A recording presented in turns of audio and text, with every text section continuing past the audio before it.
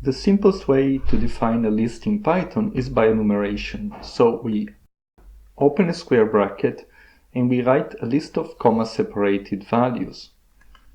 And then we remember to close the square bracket, and the brackets are important because they are what's telling the interpreter that these values should be understood to form a list.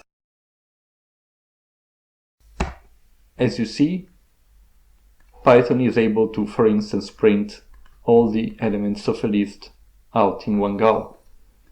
This list contains integers, but we can create a list containing strings just as well. Or we can mix and match because, as you remember, each object, each value in Python actually know what its type is.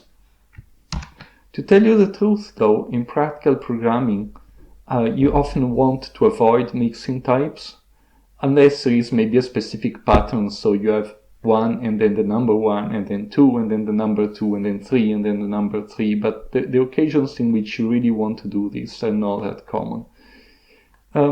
This is a special list, which is the empty list. It's got no value inside. So it may be useful, for instance, as a starting point for adding values to that, as a placeholder if you want.